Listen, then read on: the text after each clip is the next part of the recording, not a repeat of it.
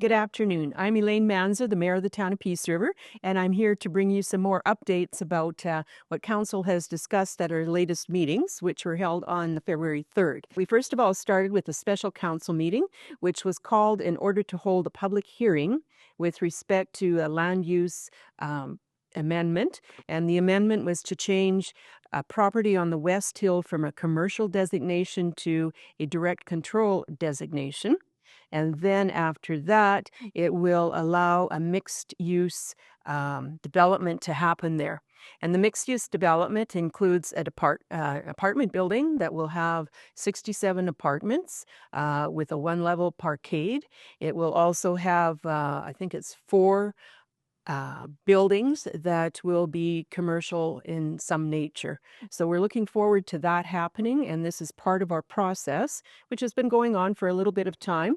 The developer has had to go through several discussions with Alberta Transportation and so on.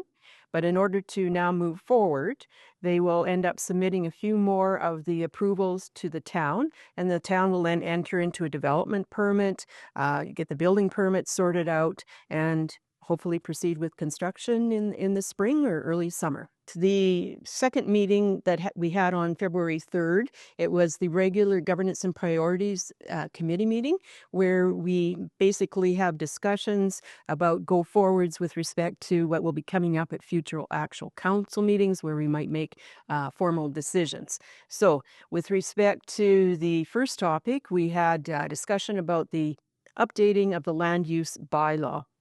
This is a major document for all municipalities, and in the town of Peace River, it does things like say where buildings of certain types can be built.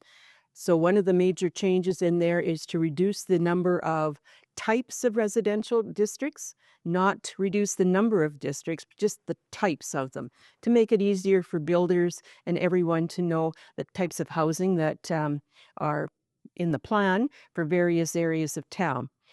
Some of the changes include rules with respect to accessory buildings, as well as things like garden suites, things like the number of parking spaces. There's changes proposed there, and hopefully to the betterment of business planning. Also, a variety of other changes, but the main thing is that Council has this draft in front of us.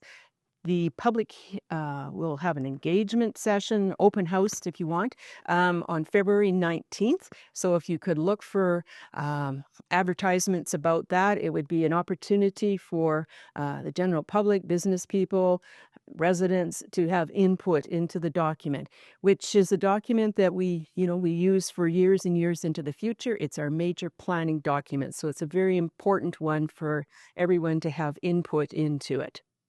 It looks like a very clearly written document, but there's always changes that someone will notice and suggest. So please come to those public hearing or public engagements and make your views known on it.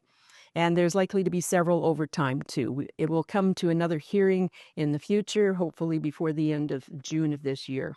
Other topics that came up at our GNP meeting were 2 policies, one that had a refresh and the other that's a new proposed policy that Council will be making decisions on at a future Council meeting.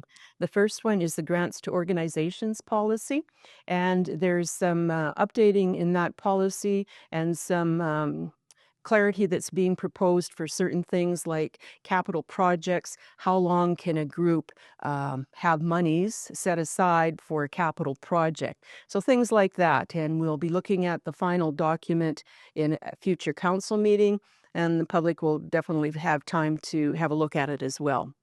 A second one was a new policy, and it is a policy to help not-for-profits in emergency-type situations.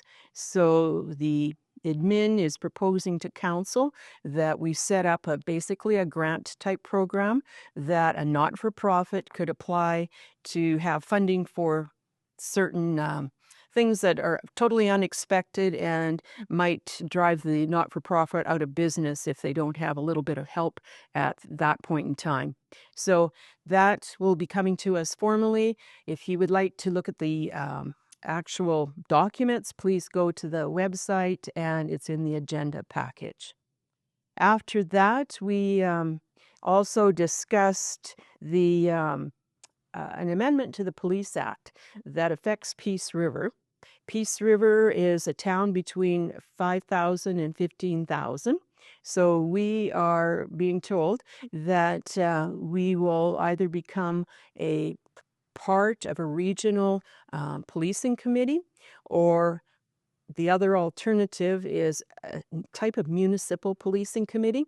And those committees will have oversight over some of the staffing and oversight over the priorities of the RCMP in our town, as well as the committees will have some oversight over the actual administration. So council and administration, we have lots of questions at this point in time because it's not exactly too clear to us as to which is the best way forward for our town at this point in time. So we've asked administration to ask some questions of the province as to how things should go along or could go along within our town. And we'll be looking for more information before we make final decisions on that topic. So it's a big change. We do have a police advisory committee at this point in time, but it's unclear if that committee has a role in this new format or not. So that's something to be determined in the future. We also received the quarterly reports, the last quarter of 2024, for the 4 town departments. And they provide good reading if you're interested in an oversight as to what has happened, particularly in that quarter, and also for the rest of the year. One of our committees, the Police Advisory Committee, told a council that there is a new group in town that is starting. It is called the Citizens on Patrol. And in years past, there was a Citizens on Patrol group in town, and another group these days are wanting to start the group again. So it's Citizens on Patrol, and if you would like more information about that, you could contact town administration and they could direct you to those that are initiating this as Citizens on Patrol. So other than that, we had quite a discussion, as I said, about those the policing, and it's going to be interesting how that happens over the course of the next little while. The deadline for us to submit a plan is March 1st, but we're probably going to be asking for more time to consider this whole issue.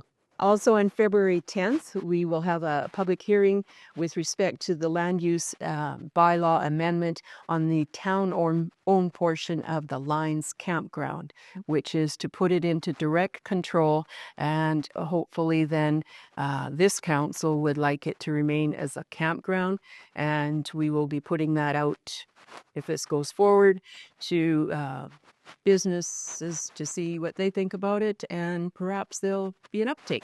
We hope that you'll look forward to going over to the pool and Baytex areas. There's lots going on. Peace River's FCSS and the Family Resource Network, amongst others, are putting on various activities for all ages and mostly free. So it would be a good day, and we hope that the weather cooperates, as we also hope the weather cooperates for the St. Isidore Carnival, which is also happening on the Friday, Saturday, and part of Sunday of the Family Day weekend. So have a good week.